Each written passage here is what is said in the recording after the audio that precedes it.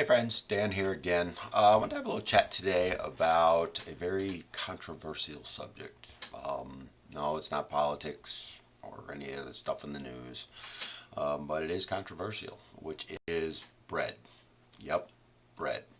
So the other day I was chatting with one of my clients, and she said to me, um, I've given up on bread. I can never have it again. I'm never going to have bread again in my life. And I looked at her and I said, why?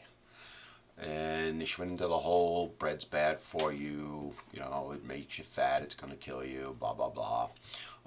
Which was, kind of a side conversation with that was that carbs are bad and so on and so forth. Now, to be honest with you, bread is not bad for you, nor are carbs. In fact, they're both things you need.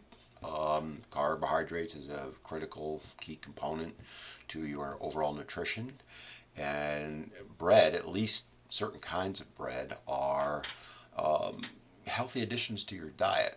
The problem is that many of us opt for breads that aren't so good for us.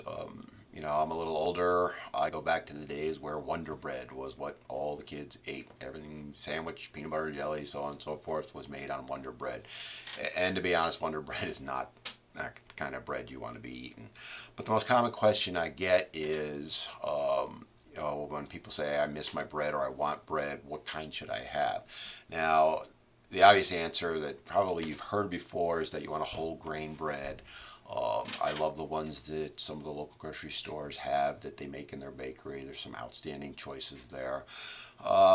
But one of the things that I think is important is the prepackaged breads. Now, I remember a few years back I was speaking with a registered dietitian, and we were going through the grocery store, and she educated me about how to read the labels on a bread.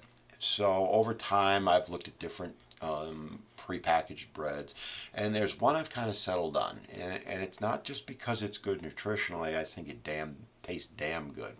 And what it's known as is Dave's bread. I've got a couple examples I'm going to show you in a second. Before I do that, I want to talk a little bit about why I like it. Number one, tastes damn good. That's why. That's the number one reason. But it's made from pretty healthy ingredients.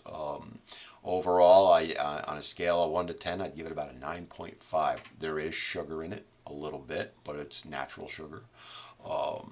And truthfully, pretty much every bread in some way or another has some sort of sugar in it, but it doesn't have the preservatives and all that. So the two that I tend to go for, first off, is one that's, hold it up here, the thin sliced organic Dave's bread. This one happens to be the good seed one.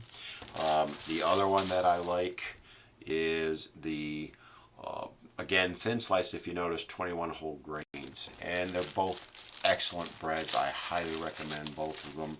I choose the thin sliced. They do have a thicker sliced one, which is about double the calories. The thin sliced ones are 60 or 70 calories a slice. But they're solid whole grain breads. Excellent additions to your diet.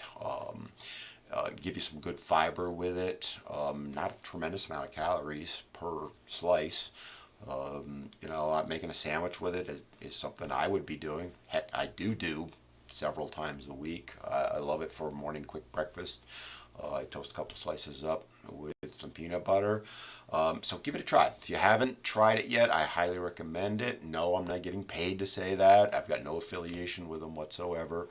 But it's one I do believe in, and it's one I include in my diet. And it just goes to show you, folks, you don't have to give up bread or carbs for that matter. You just have to make the right choices. So give it a try. Hope you enjoy it, and have a great day.